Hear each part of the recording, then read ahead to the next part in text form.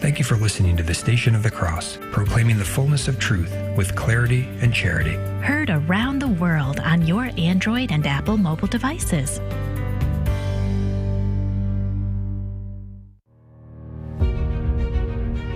The Simple Truth, rising up to explore the difficult topics of real life. Join us as we proclaim the good, the true, and the beautiful with the simple truth of Jesus Christ and His Holy Catholic Church through Scripture, tradition, and the Catechism. And now, your host, Jim Havens. Great to be back with you on The Simple Truth, where we proclaim the life-giving reality of Jesus and His Catholic Church. We consecrate everything to the Sacred Heart of Jesus through the Immaculate Heart of Mary and the pure, strong heart of St. Joseph. It is Current Events Wednesday, and our guest today is George Neumayr, senior editor at the American Spectator and author most recently of The Biden Deception, Moderate, Opportunist, or the Democrats' Crypto-Socialist. Also, The Political Pope from 2017, How Pope Francis is Delighting the Liberal Left and Abandoning Conservatives. And from 2012, No Higher Power, Obama's War on Religious Freedom, which he co-authored with Phyllis Schlafly. George Neumayr, thank you so much for being with us. How are you today? I'm fine. Thanks very much for having me.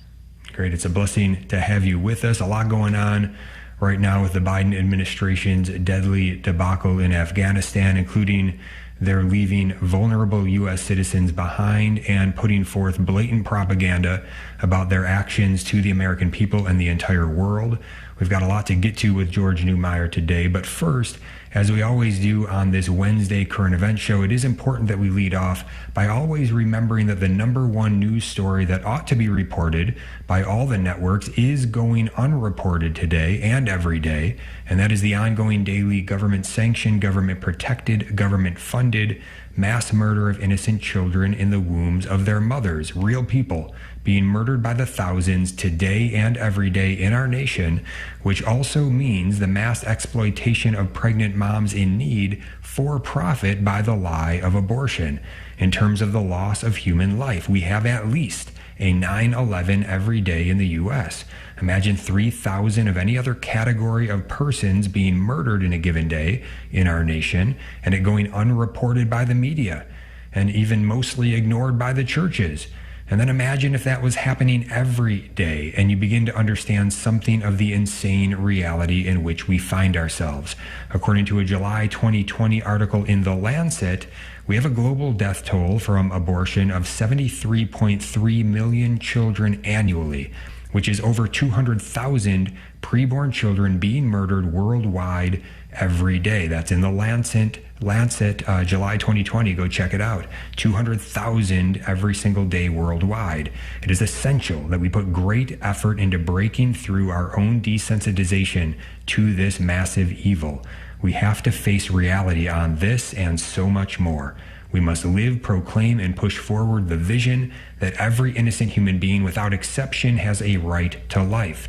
Even an atheist still ought to have the basic moral sense to see the evil of killing an innocent child. For those who believe in Jesus and His Catholic Church, we have the additional benefit of crystal clear, authoritative magisterial teaching on this, which truly gives us absolutely no place to hide in treating those in the womb as any less valuable than us. Catechism of the Catholic Church 2270, quote, "Human life must be respected and protected absolutely from the moment of conception, meaning fertilization. From the first moment of his existence, a human being must be recognized as having the rights of a person, among which is the inviolable right of every innocent human being to life," end of quote. Also, if you've experienced abortion in some way as a mother, father, sibling, grandparent, etc., there are some great people, great resources available to help you in your healing process. We love you. You are not alone. Go to lovewillendchildkilling.com. Click on the healing tab at the top of the page for more information, lovewillendchildkilling.com. George, as you hear all of that, what thoughts rise up for you in all of this? And feel free to respond however you wish, but one thing I'm thinking of that kind of lines up with what's happening in Afghanistan here is just this callousness towards human life that is just kind of programmed into the way things work now every single day in our nation and around the world. it seems awfully minimized. This 13 American soldiers who were killed, the 18 American soldiers wounded, 170 Afghans killed, 200 wounded, seems to be quite minimized by the Biden administration and many others. And I kind of wonder if that callousness is already there in their hearts towards human life as we see it on a massive display when it comes to abortion. Yeah, I would agree that, there is a cavalier attitude that the Biden administration displays towards life. And we even saw that in the drone strike in response to the suicide bombing last week. Biden sent a drone to supposedly hit one of the terrorists, but it actually missed. And it ended up killing 10 innocent civilians, including 5 Afghan children. Some of whom were actually related to an interpreter and a translator who had been working for our side. So that didn't get very much attention from the media. They didn't talk about that. But even that drone strike by Biden in response to the suicide bombing has to be considered part of the debacle here because it didn't actually end up hitting the intended targets. It ended up hitting innocent civilians, including children. But more broadly speaking, though, this administration it talks a lot about human rights. In fact, Biden had said on Tuesday, I believe, he said human rights is the centerpiece of our foreign policy. Well, how can he possibly say that when the platform of the Democratic Party is based on a human rights violation, the killing of unborn children? And as you pointed out, the numbers, the loss of life from abortion is massive. And so it's a massive human rights violation that Biden is pushing. And yet at the same time, he says that human rights is at the center of our foreign policy. It doesn't make any sense. And it really, as you say, it's a fundamental injustice that it should be covered by the media, but it isn't. Mm-hmm. Yeah, that drone strike that you mentioned, I haven't noticed that the Biden administration has told the truth about that. I still think they're still saying that they hit their intended target, and they're not saying much about the civilians who were killed. Have you noticed, have they admitted anything about that maybe that didn't go according to plan, or are they still pretending that went exactly as they wanted it to go? I don't think they've admitted yet that they killed those innocent civilians, but all the reporting I've seen indicates that they did hit at least 10 innocent civilians, including 5 children, and they may have they may have killed 1 or 2 terrorists. I can't rule that out completely, but I think according to all the reporting I've seen, innocent people were killed in that drone strike, and the Pentagon so far has not acknowledged that, as far as I know. Mm-hmm. But I just I think. As you were saying, that if you don't prize human life, if you don't consider human life to be precious and sacred, these things, I think somebody like Biden, he's not as careful as he should be because he doesn't recognize the centrality and sanctity of human life. Right, yeah, and on that same point of that report with the drone strike.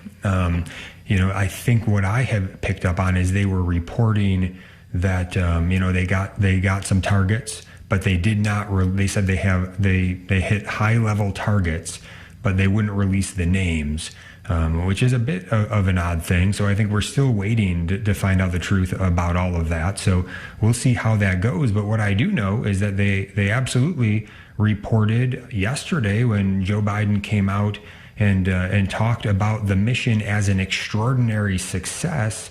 That is a blatant piece of propaganda to put forth when fresh in our minds are these 13 American soldiers who were killed, 18 wounded, again, 170 Afghans killed, 200 wounded. And for him to say that this mission of extracting people was an extraordinary success, remember the images of people clinging to the airplanes. I mean, it's just outrageous that he would say such a thing. Does anybody buy that nonsense that this was an extraordinary success?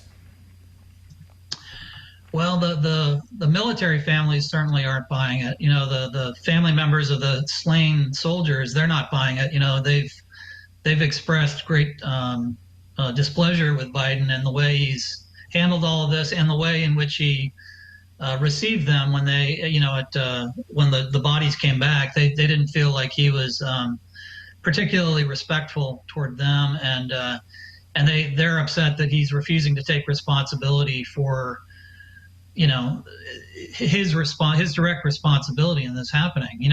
Some of those people who died in that suicide bombing, some of our soldiers had just arrived in Afghanistan a few days earlier. In other words, they had been sent back because Biden's initial handling of the situation had been so bungled. And so, soldiers had to be sent back to Afghanistan to clean up the mess that Biden caused. And in the course of doing that, they ended up being killed in that suicide bombing. So in that way, Biden's, ineptitude here is directly responsible for at least a few of those soldiers being killed. They wouldn't have been there. They wouldn't have been on the perimeter of that airport if Biden had planned this with more intelligence and more circumspection.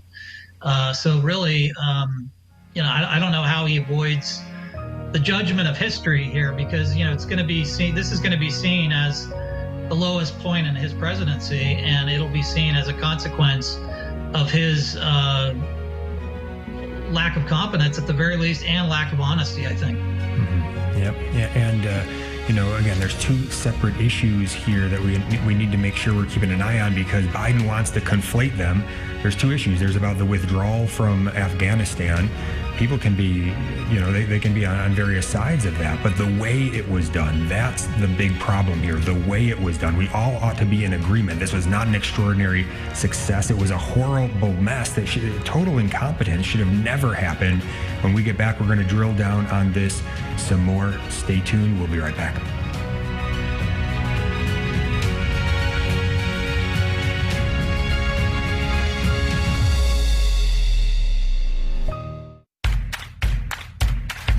This is a segment about small Catholic innovations that made a huge impact from the OSV Institute for Catholic Innovation.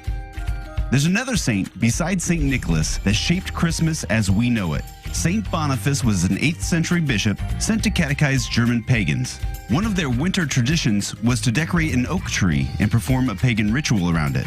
Boniface did not approve. He chopped down the oak tree in one fell swoop. Behind the fallen oak was an evergreen. St. Boniface decided to preach about Jesus' gift of eternal life. The Germans were amazed, maybe by this jacked bishop who chopped down a huge tree in one go, but mostly by Jesus. They put decorated evergreens in their homes to celebrate the birth of Jesus, so you can thank Catholic innovation for Christmas trees.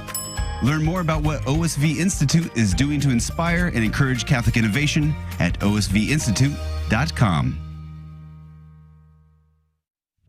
A preborn baby's tiny human fingers begin to develop at about 6 weeks, and by 6 weeks later, the whole hand is structurally complete and possesses a firm grasp.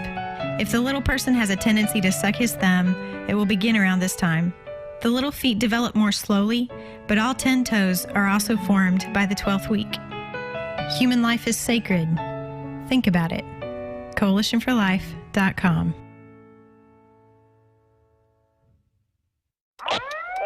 Jesus 911, weekdays, 2 p.m. Eastern. My name is Jesse Romero. I'm a retired Los Angeles cop. I'm a Catholic lay evangelist. My show on spiritual warfare is called Jesus 911, where you got 3 retired LA cops, Ruben Nava, Eddie Chavez, talking about the Catholic faith and teaching you spiritual warfare, how to defend yourself against the devil, the world, and the flesh. Jesus 911, 2 p.m. Eastern, 11 a.m. Pacific, on the Station of the Cross and the iCatholic Radio mobile app.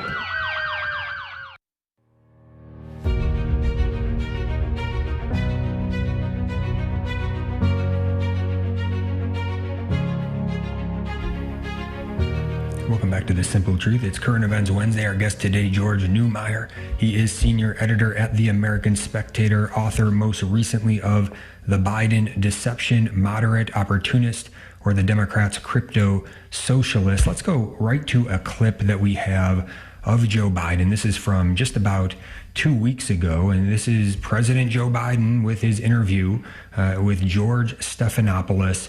Let's hear what he had to say. Here it is. All troops are supposed to be out by August 31st. Even if Americans and our Afghan allies are still trying to get out, they're going to leave? We're going to do everything in our power to get all Americans out and our allies out.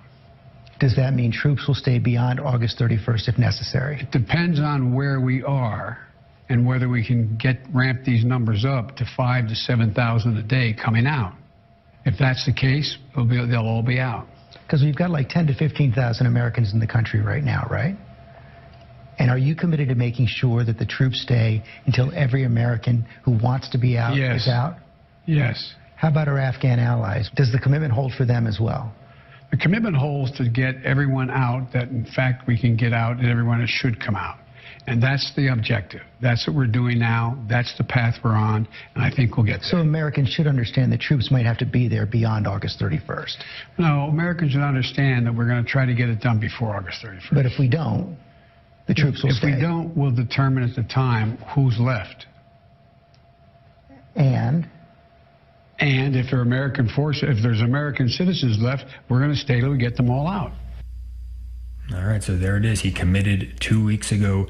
If there's American citizens left, we're going to stay until we get them all out. That is absolutely not what happened. They left. There are still American citizens there. The numbers are unclear, but seems like probably a couple hundred at least from what we can tell. They're playing games with the reporting on the numbers. But what is your reaction, George, as we look back on that clip now in context of where we are today? Well, it just shows that he was really operating off a very arbitrary deadline. There's really no, getting out by August 31st, that should not have been the first priority. The safe evacuation of all Americans should have been the first priority. That should have been the organizing principle of our operation. And also we should have destroyed or removed all of the billions of dollars in weapons that are in Afghanistan. Biden has in effect given these terrorists with the Taliban billions of dollars in abandoned American weaponry. He also gave them a prison up at the Bagram Air Force Base, which had thousands of terrorists in it. We closed down that base, gave it to the Afghans, and closed down the prison and released all the thousands of terrorists in the prison. So, this policy of Biden's could not be more self-defeating. And I don't know why. People think that this was all done for political optics. He wanted to be able to say on September 11th, on the 20th anniversary of 9/11, he wanted to be able to say that we were completely out of Afghanistan. Who cares? Why is that important? That's not important. It's protecting American lives, protecting America's vital national security interests, not arming the terrorists or allowing the Taliban to regain its strength. Those should have been the priorities of Biden, but they weren't. Right. Yeah. And in the speech that he gave yesterday, he refused to again admit any sort of accountability towards himself. He again called it an extraordinary success. He said that their assumption was wrong about how fast the Taliban would potentially be able to take over. He said they were wrong in their assumption. That's as much as we got in terms of him saying they were wrong about anything. He said, but we had a contingency plan. We were prepared and we were ready for exactly what happened. Now, that's insane. These are blatant lies. They were clearly completely unprepared for what happened, and calling it, again, the mission an extraordinary success, a total lie. They were incompetent. They failed. Now they want to cover it up and say they're doing a great job, an extraordinary success. It's hard to believe that anybody can fall for this. But, the media, if they take this spin with him, if they take his spin and put it out there are a whole lot of people that go along with that. But I guess my question here is, in terms of all of this that we see, what are people supposed to think? Can they trust anything that is coming out of this administration on this right now? No, they, as you're saying, they'll never admit to a mistake. And that's sort of a classic characteristic of a longtime career politician, is that career politicians never want to admit a mistake, because if they admit a mistake, they think their opponents will use that against them. So they refuse to admit a mistake and always put the best possible spin on a crisis, and they try to convince the American people that the crisis that they're witnessing is not a crisis. Biden has been doing that on the southern border, with his disastrous immigration policies, where he removed all of the Trump policies that were working and adopted these de facto open borders policies, and he thereby created a crisis on the border where there wasn't one for 4 years. And yet he won't admit to the crisis that he created there. He's not admitting to the crisis that he's been creating on energy issues by adopting these anti-energy positions. He immediately closed down the Keystone Pipeline project. He's been banning drilling on government land, and all of that has resulted in America going from being energy independent to being now dependent once again on foreign energy sources. And so that's another example of a crisis that he's just manufactured. He's not solving crises, he's creating crises.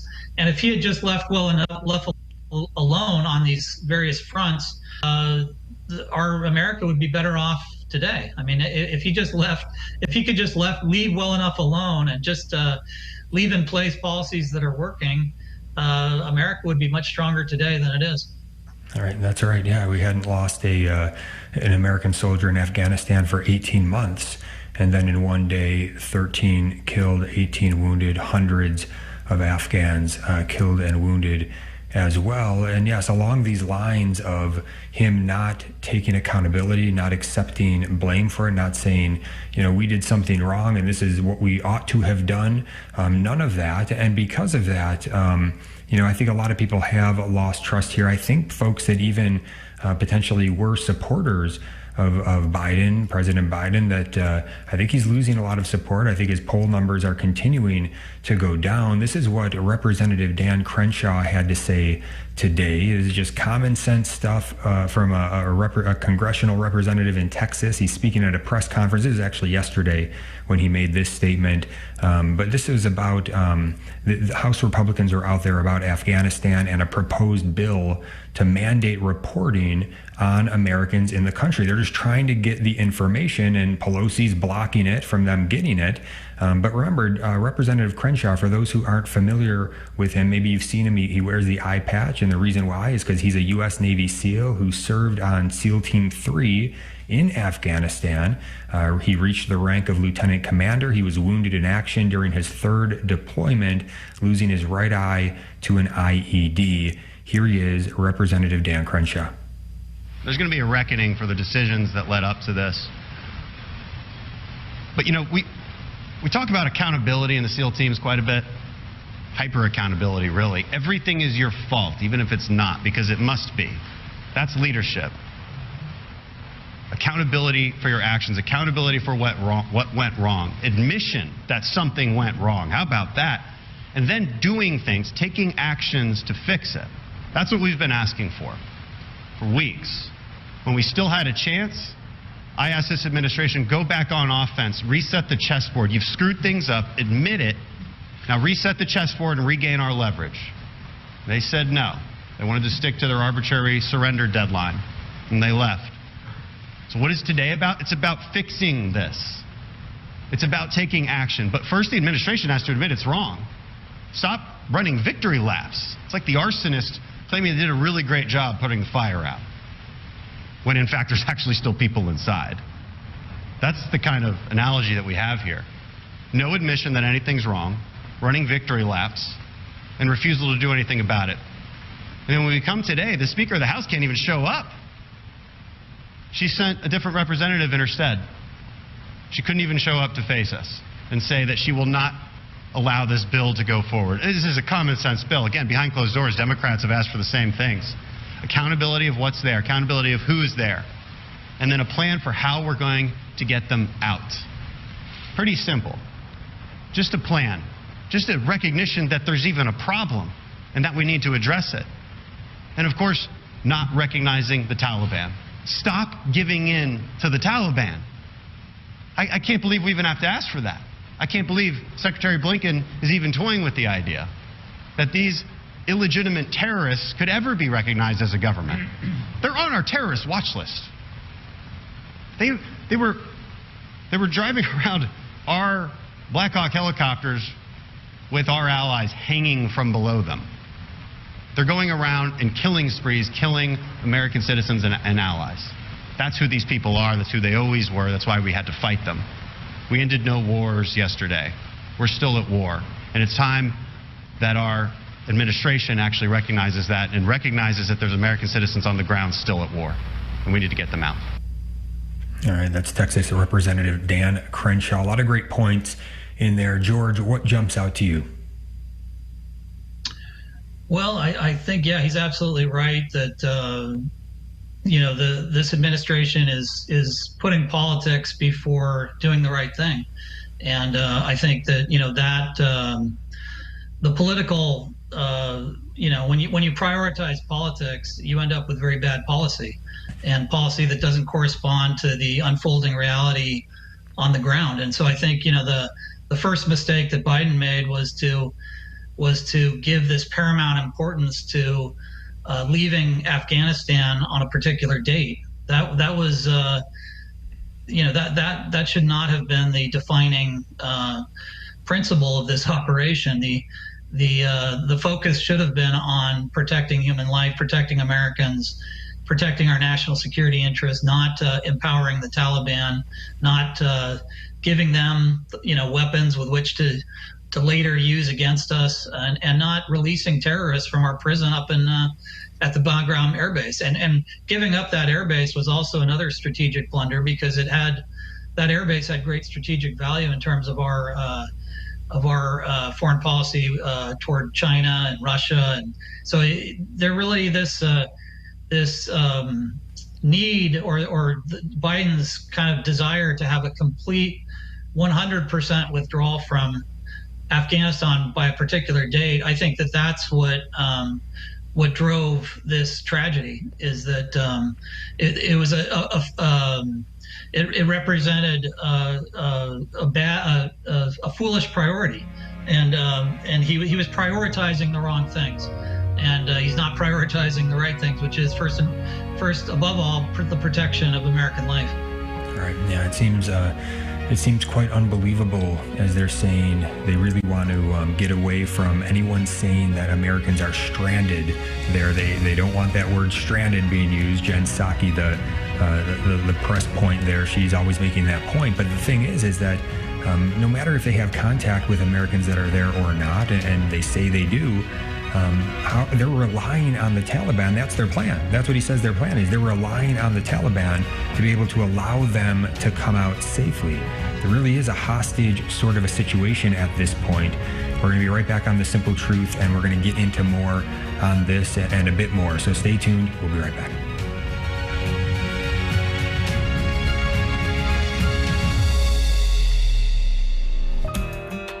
Are you holding on to an old car or truck because you think dealers won't want it? Then consider donating it to the Station of the Cross Catholic Radio Network. This is a great way to turn your unvalued vehicle into a powerful gift for Catholic radio. You'll be taking part in our evangelization efforts to continue spreading Christ's love throughout the world.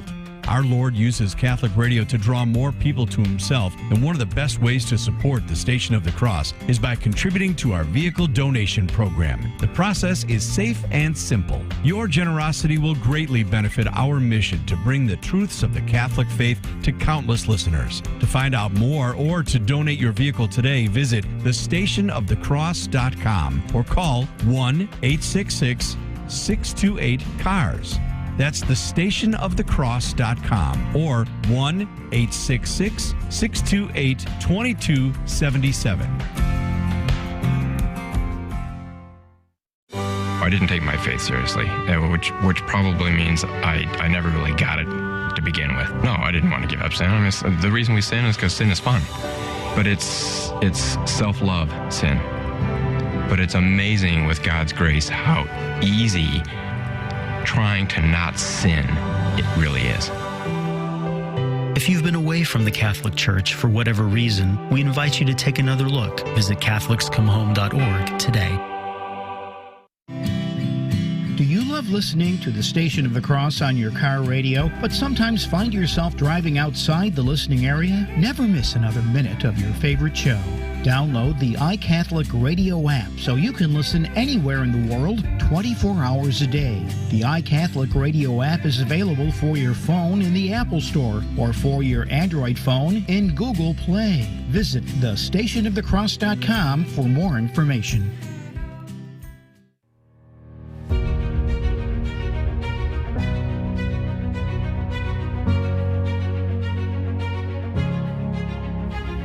Welcome back to The Simple Truth. Jim Havens here with our guest today, George Neumayr. He is senior editor at the American Spectator and author most recently of The Biden Deception, Moderate, Opportunist, or the Democrats' Crypto-Socialist. I'm going to go with that last one, the Democrats' Crypto-Socialist. I've been saying for a while that it really is a Trojan horse presidency. But George, I'm not quite sure at this point where I stand on where things are at. I mean, you wrote the book here, The Biden Deception. What is your take on it at this point? I was thinking this is a Trojan horse sort of presidency, and there are other people behind the scenes that are pulling this thing far left, and he's kind of their moderate puppet that is deceiving people.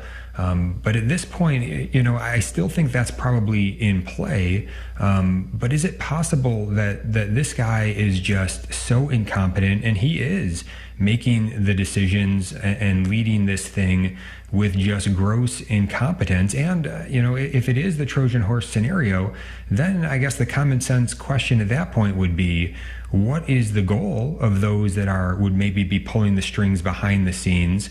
Are these decisions being made purposely to try to weaken our country and take down the United States? I think that's the case. I think, Obama had talked about, fundamentally transforming the country. And Obama has said that he sees Biden's presidency as a completion of that project. He said Joe is finishing the job that I started. And so I think really that is that fundamental transformation of the country. It aims not at strengthening the country, but weakening the country.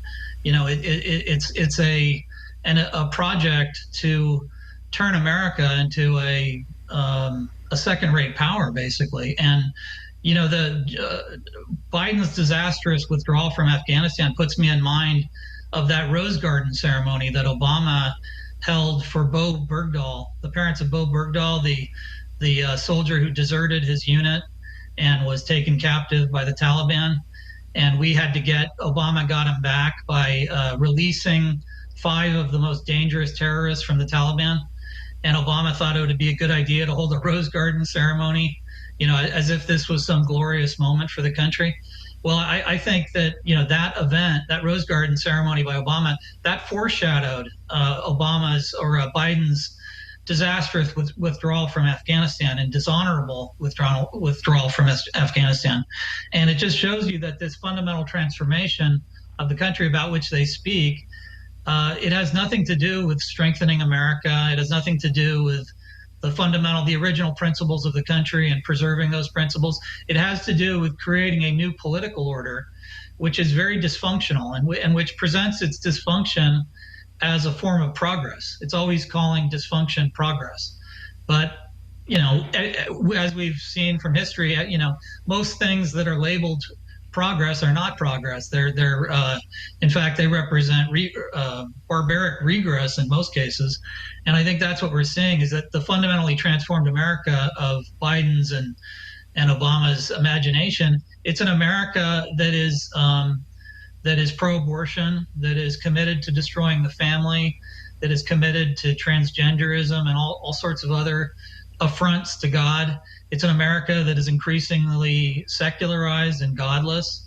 So it's a foreign policy that just enfeebles America and makes America a very shaky giant on the world stage. That's part and parcel of that project to turn America into a second-rate power and to make America much more akin to the secular and secularist and socialist countries of Western Europe. Mm-hmm. Yeah, you also point out how they tip their hand quite a bit in this recent article from just a couple days ago that you wrote entitled "Biden Prefers Islamic Refugees to Christian Ones." I am concerned. You make some great points in here, and I'd like you to share some of those points now. But real quick, my concern here is also that we're going to be in a situation here with Afghanistan that could very quickly turn into another Rwanda, where there's really a mass genocide, and we refuse to step in, and the Christians would certainly be at the front of that line, unfortunately. So we're in a bad spot here. I've already seen reports of Taliban folks going door to door and looking for Christians, and now this is not being reported much in the mainstream media, so it's hard to necessarily verify this stuff, but it seems like that is happening, and it's just not being widely reported yet. But walk us through this. Where are things for Christians in Afghanistan right now? They were trying to get out. Glenn Beck pushed a really strong effort, an amazing effort to try to get many of them out through a group that he was working with. But there are still many there, and the Biden administration was actually blocking Christians from coming out. Can you speak to that for us? Yeah, apparently the State Department has not designated Christians in Afghanistan as priority evacuees. And I guess that explains the State Department's total unwillingness to help Glenn Beck's group. And I would say that that State Department policy reflects an anti-Christian kind of bias at the State Department under Biden. Anthony Blinken, the Secretary of State, one of the first things he said after he was confirmed as Secretary of State, he said that the previous administration had spent too much time highlighting the importance of religious freedom, and by which he really meant that the Pompeo, his predecessor, had spent too much time highlighting the persecution of Christians abroad. And so it was clear that he was going to de-emphasize that.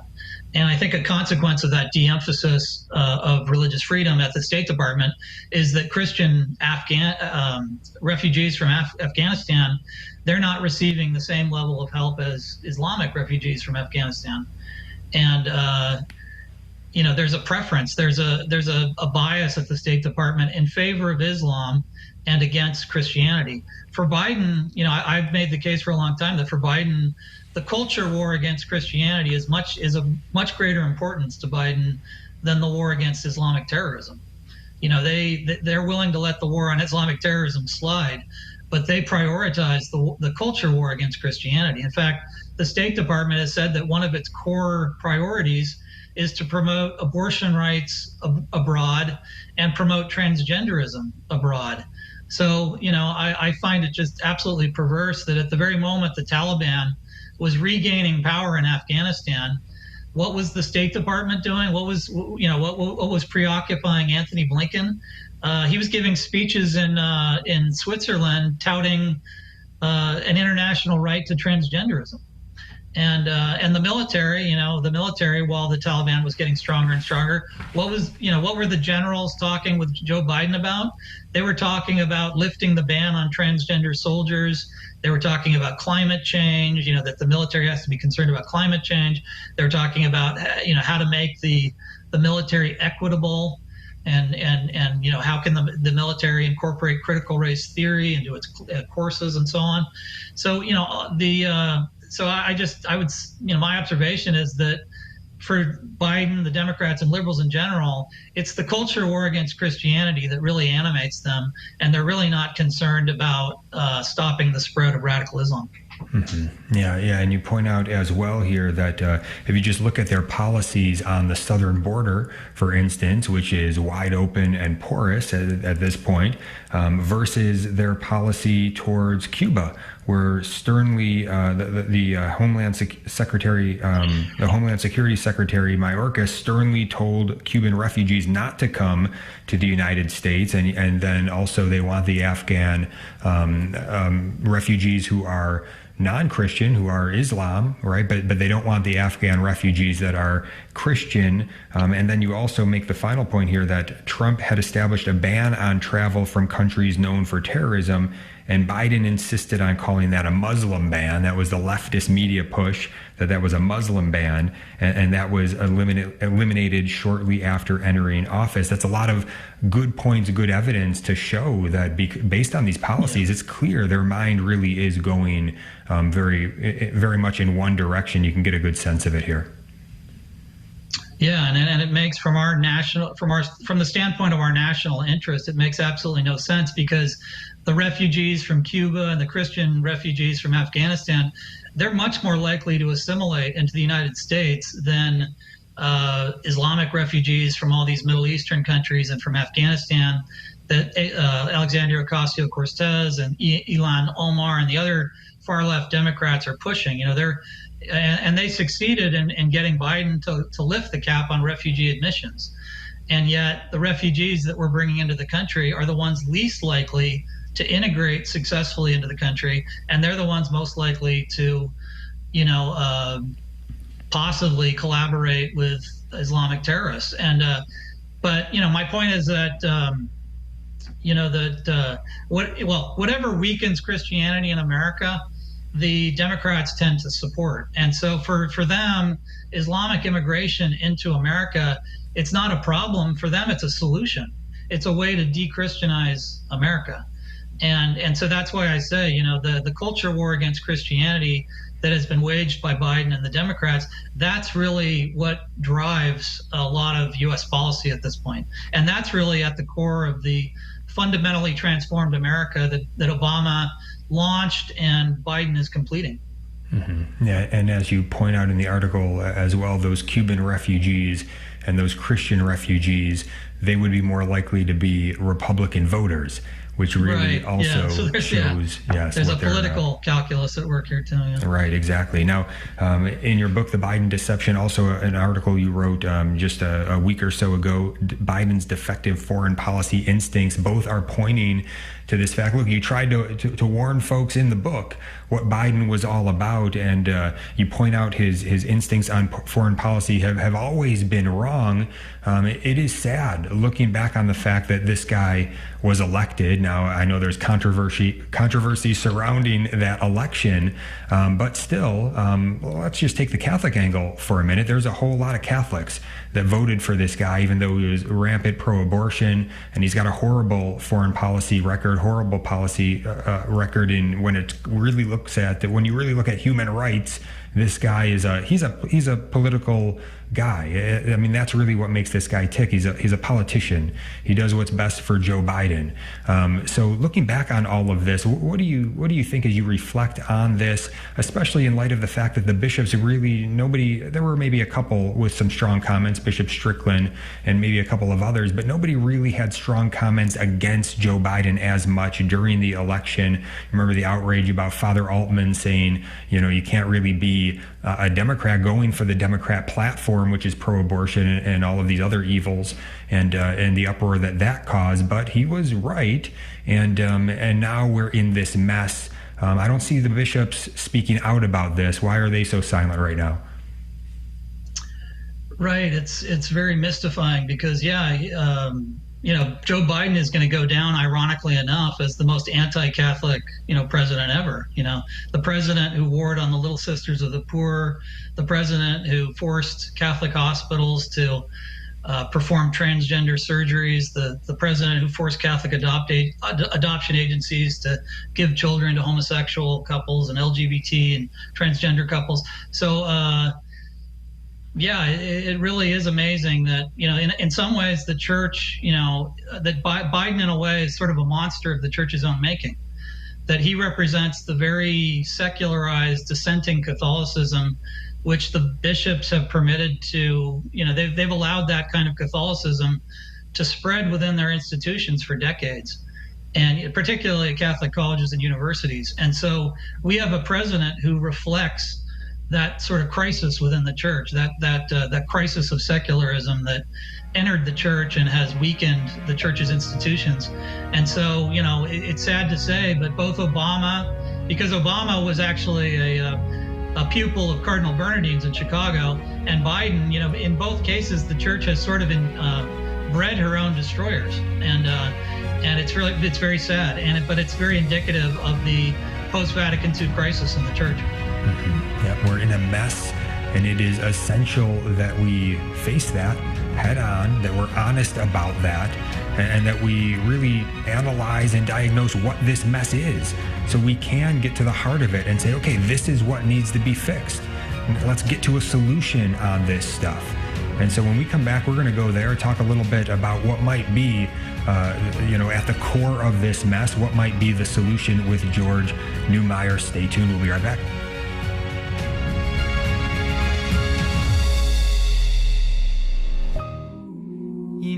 My name is Nathan Whitfield, Executive Director of the St. Thomas More House of Prayer, a Catholic retreat center in Cranberry, Pennsylvania, with the mission of praying and promoting the Liturgy of the Hours. Our goal is to help people experience the Liturgy of the Hours and discover the prayer that will change their life. The Catholic Church teaches us that the Liturgy of the Hours is the prayer that Christ Himself, together with His body, addresses to the Father, and that its purpose is to sanctify each day and the whole range of human activity. That means every time we pray this prayer, our relationship with Christ is deepened. We are united to the faithful of every time and place, and our entire day and work are made holy unto the Lord. To learn more about the prayer of the Church, please visit liturgyofthehours.org or call our retreat center at 814-676-1910. There's so much confusion in our world today over what love is. By displaying a Catholic radio bumper magnet on your car, you'll help others understand love as designed by God. Order your free bumper magnets at thestationofthecross.com. We'd be happy to send bumper magnets for your listening area so that others can come to know the Lord. That's thestationofthecross.com. Thank you for sharing Catholic radio on the road. Howdy, this is Adrian Fonseca, producer of the Catholic Drive Time Morning Show. We're happy to be with you on the Station of the Cross Catholic Media Network each weekday morning at 7 a.m. We strive to keep you informed and inspired with insightful guests and a look at the news stories of the day that you need to know. Join us on the Catholic Drive Time Show every weekday morning at 7 a.m. on the Station of the Cross and the iCatholic Radio app. That's on the Station of the Cross and the iCatholic Radio app. God love you.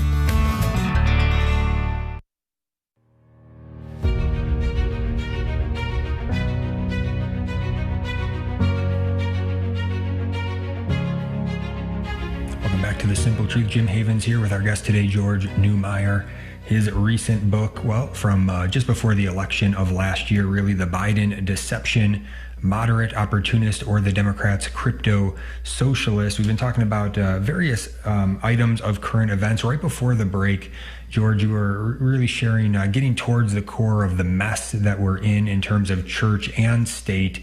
Really, corruption and error is just abundant throughout all of our institutions at this point. We are really in an ugly place. What is at the core of this in your view? You have a unique view in the sense that you are a Catholic journalist. Most journalists are not very faithfully Catholic. And so to be a faithful Catholic and to be a journalist, you're searching for truth, but with the mind of Christ, the mind of His church, His Catholic Church. And so that gives you a unique perspective as you're looking at all of these stories and reporting on them. What is at the core? What do we really need to be looking at if we're really going to face the truth of this mess that we are in the eye? And what do we really need to do to get at a solution here?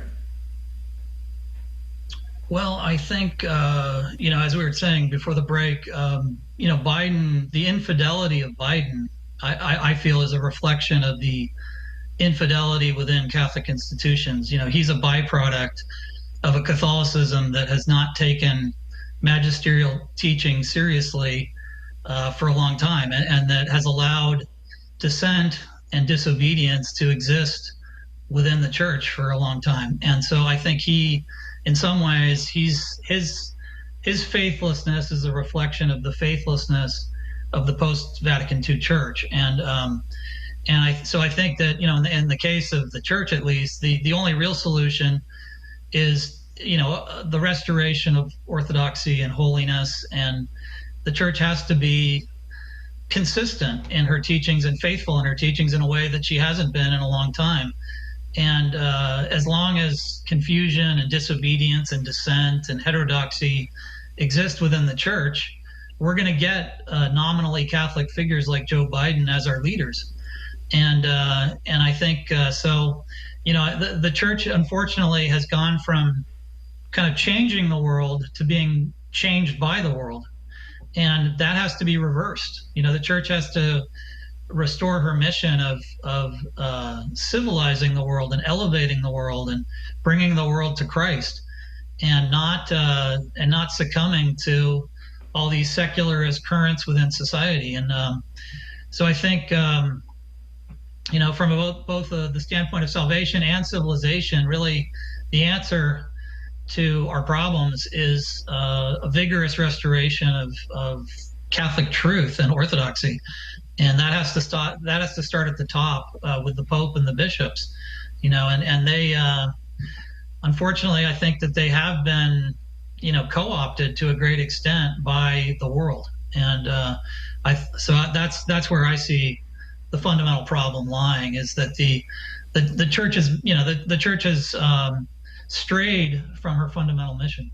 Mm-hmm. Yeah, well said. And again, that's a truth that we have to be honest about, because there are good people, men and women, husbands and fathers, wives and mothers, who are raising children that if they don't look that truth in the eye, they just keep going to the regular parish, and it's all just watered down. There's errors mixed in, what isn't being said, and just the nonsense that can occur there, and their children then just go the way of the world. Well, that's not good. I don't think those parents want it to be that way, but they don't kind of know anything else. They're soaking in these errors at their local parish. So they have to become aware of this and say, okay, I really actually have to have a skeptical look towards my pastor, towards my bishop, and verify, are these men faithful Catholic men? Are they proclaiming the truths that need to be proclaimed, especially in those areas that are most unpopular? Are my children really getting the truth here, and are we handing it on? Are we getting the truth, and are we handing it on to those children effectively? If parents start asking those questions, I think it's going to lead them into a very good place. But as you know, even within the media, Catholic media, even a lot of the Catholic media doesn't want to face the truth of the ugliness within the church. Isn't that a big problem that also needs to be addressed? Yeah, the establishment Catholic media, unfortunately, tends to reinforce all of these bad trends within the church. And instead of calling them out, they make excuses for them, or defend them, or try to present them as, in the same way Joe Biden tries to present crises as successes. They often, take these blatant examples of failures within the post-Vatican II church, and they try to point to them and say, oh, these are successes. But they're clearly not. And the average Catholic is no longer fooled by that rhetoric. And we can see that many of these things that have been called fruits of Vatican II are, they just haven't worked out, and they don't represent a strengthening of the church. They represent a weakening of the church and a dilution of the church's teaching. So I think, we need to be honest about, it's just like a doctor can't cure an illness unless he diagnoses the illness properly. So, we have to diagnose the crisis within the church properly if we wish to eradicate it. Mm-hmm. Yep, great stuff here with George Neumayr. Again, you can find all of his articles at spectator.org. And this last one I want to have you address is what's going on in California right now, a big recall vote taking place soon. You entitled this article, "The Liberal Mob Against Larry Elder." What do you want to share with us about what's happening out there? Yeah, well, it's, Larry Elder is not, of course, he's not a a perfect conservative. I wouldn't call him he's not by any means a 100% conservative, but he represents at least a measure of common sense in a state that has really lost its common sense. And Gavin Newsom, the governor, has completely lost his common sense and has been running the state of California into the ground. And so I see Larry Elder as, compared to that, compared to Newsom, he's a breath of fresh air. And I'm hoping that he'll somehow be able to win there. But it's going to be difficult because, as I point out in that piece, Larry Elder is a black conservative. And of course, the liberal establishment and the media have special scorn for black conservatives. They hate black conservatives because they represent a threat to their monopoly on the black vote. And so the last thing they want is for a black conservative to be governor of one of the bluest states in the country. And they know that would have devastating political implications for their hold on the black vote. And so they're going after Larry Elder. They're treating Larry Elder in the same way that they treat Clarence Thomas. They're digging up, they're using whatever stick they can against him. They're digging up all sorts of pseudo scandals, which really under close scrutiny are not particularly serious scandals. And they're throwing that at him in the hopes of stopping him against Newsom. But my hope is that he'll somehow be able to prevail. Mm-hmm. Yeah, well, he's certainly getting some attention out there, which is a good sign. Do you think that he has a real shot at this thing? It really, I think it's going to come down to the first question on the ballot, which is, should Newsom be recalled? If over 50% of Californians vote for that and they vote for the recall of Newsom, I think Larry Elder will actually win, because he's on the second question and he's with a bunch of other candidates. And it appears right now that he has a healthy lead over those other candidates. And so, if Newsom fails on that first question, Larry Elder could end up winning. But it is going to be a steep climb, because I know that in the next couple of weeks, the liberal media and the liberal establishment, they are going to throw absolutely everything at Elder. They're going to do everything in their power to stop him, and so we have to be prepared for that. Mm-hmm. Very interesting. Again, George Neumayr, thank you so much for being with us. Again, the book, The Biden Deception, check that out. Also, go to spectator.org. There's one article I really want to recommend you guys check out called Will the Church Defend Conscience Rights in the Age of COVID? That's one you don't want to miss. Again, spectator.org. George, thank you so much for being with us today. Oh, sure. Thanks for having me. All right. Well, that's it for The Simple Truth today. Stay tuned. Share it with folks. If you want to reach out to me, any questions or comments, any feedback, jimh@thestationofthecross.com. God bless you.